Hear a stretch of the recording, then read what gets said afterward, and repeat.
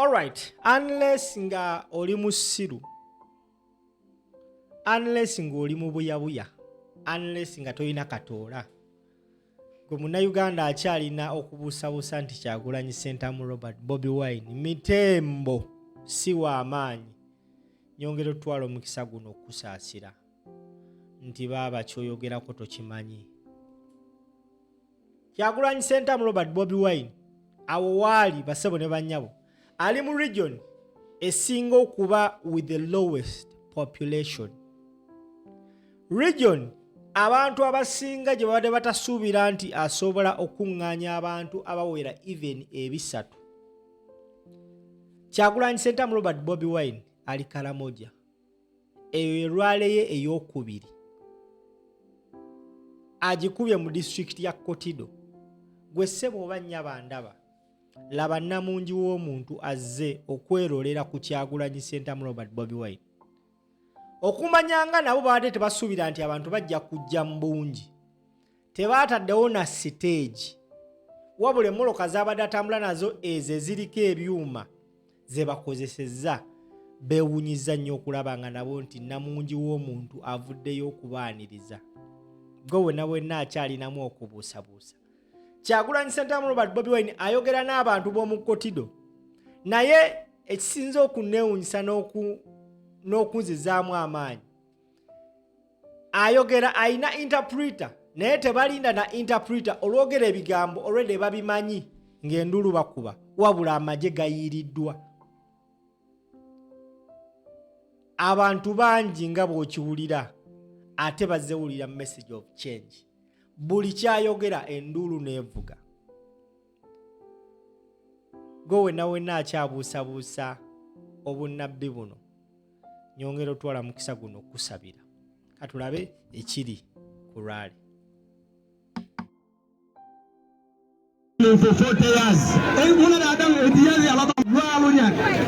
You know how that happens? You know how that happens?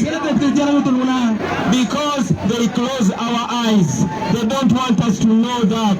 They don't want you to know that. And in order for them to know that, they keep you out of the leadership. They use some of your leaders to brainwash you, to make you believe that Museveni is good for making you poor like this.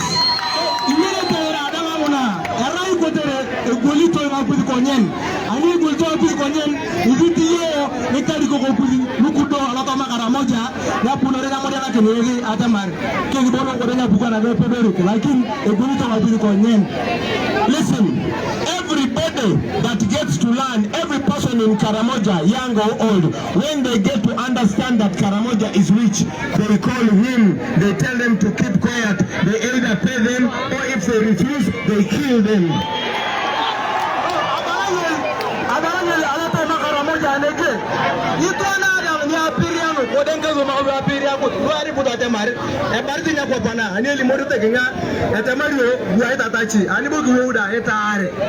And then after they isolate you from the rest of the country, they want to make you feel as if you're not part of Uganda, and yet Uganda relies on you for its economic survival.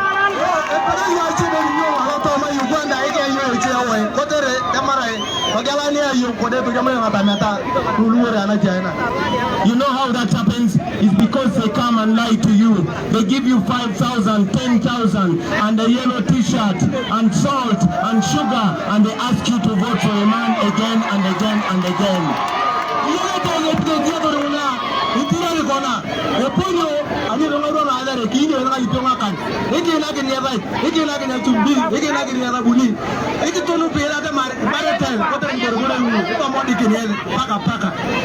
Now, I am here to talk to you, my brothers.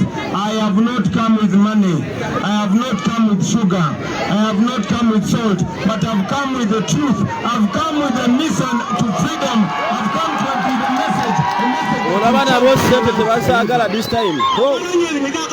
Get to this. lakini anya buniti nege abunit kanga kirono kutangare ta kujiki ta nyut atemare apapa Uganda akrono tianya lo toma Uganda nege mame bore ro mitingen mame alchumbi mame labuni abundi ke kongana haina kinela kirono. Okay, now listen to me. This is the plan. This is the plan.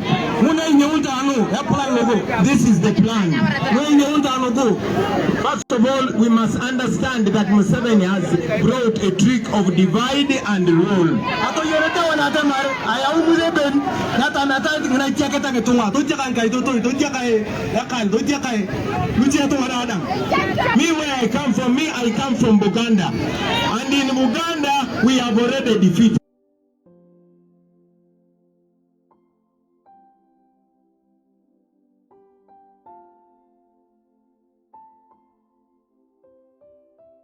All right, happening right now in Karamoja region ngabwe nkugambye esinga population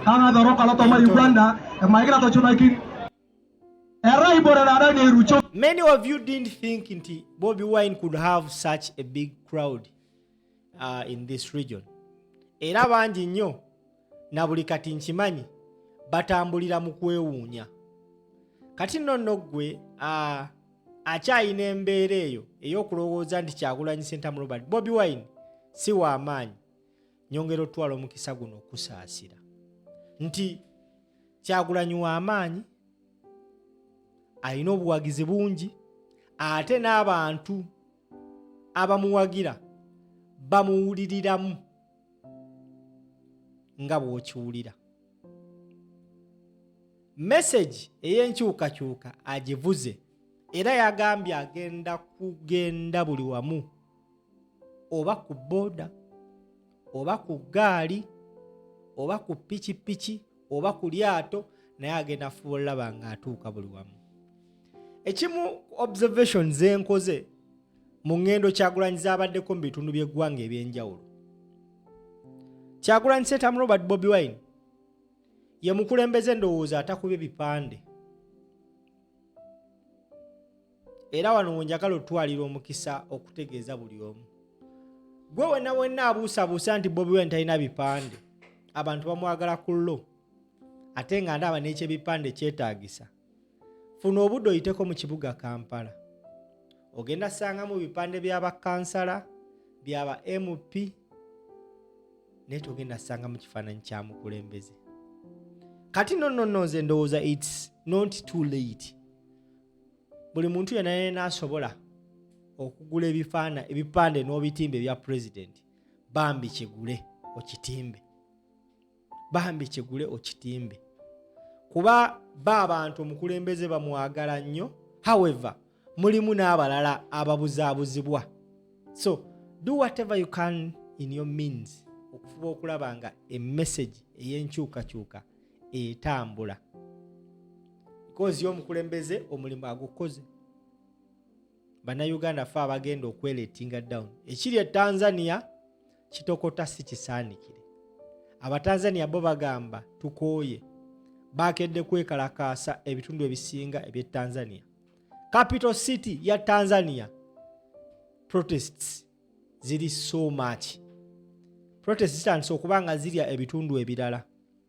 Ene Uganda tugamba tugenda Kanoonya, tugenda Kalonda, tugenda Kakuuma, we bakabba tukalwanirire. Wuliriza omukulembeze.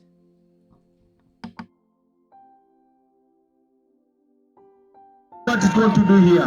We come to toy kanga kai to toy ayudi amate mari len lala ezi yiyelete ya joke to kona ya kola ko deru kude lakini ani ya yeru kude elala nga joke ya no pote ani elala ingidi ate mari tari ngitunga luti yate ingamu ya ne pe ya nege ani elala kanga loro but ekele piti to elate mari alotoma Uganda wala ketete wala mili wala mari ololo ede unyo ngezi idi yadi na gronda dan. And finally, I want to paint a small picture of what the Uganda, of if you make me president, what Uganda is going to be like. First and foremost, I know that Museveni, while I'm standing here, A short while ago, a few months ago, a friend of mine from Karamoja was shot dead here. Museveni has made insecurity a card here. He has threatened you that if you vote NUP, that if you vote Bobi Wine, that war will come back here. That is a lie. We are young people. Soldiers are young people. And when they vote for me, soldiers are going to be paid. And there will be no war in Karamoja. Amaanyi nikatuma abala to limoga atemare eliti ya muje bena ngolo ka ru atemare ala Karamoja nege kile ute ya chepukwan kile ute chepukwan be kerete ala la kana aketo ya tia kini nege lakini yini atemare moni echi karu la mo nyana ne apone tara e la ka to ko ne pe mola ka bon ya kare mo jonga di pe mo pe la we ja ba manu pane so wa kenta ya tukuriya na ngetuma atemare kile ute ye danga ko te pote nyo ya tukuriya na ngetuma ne pe do muna ela mara to an eranke de la ereki moyi merenya kutukuria kan tuwakanga kalungi nyo bannange. I am aware that many of you have relatives. I was in Kitalia prison, I was in Chigo prison, and it is full of Karamajong young men. They Karachunas, they are arrested, they are taken to the court martial. I want to promise you that when you make me president, your children are going to come back here because they are innocent. To promise you that. Abala nyezi kalimogiri, abala be nyezi paran. Apone toro changezi. Nyajara lo be ko chigo. Toro chara na bunye che. Lakini ala to maneri ngika alwa baro chitere nyezi. Abala to limogiri. Ela la kanye Karachuna lu kameta paran. E budi kim to amaga. Ato kan budi dwe. Lu iya to malo jara ya amaga.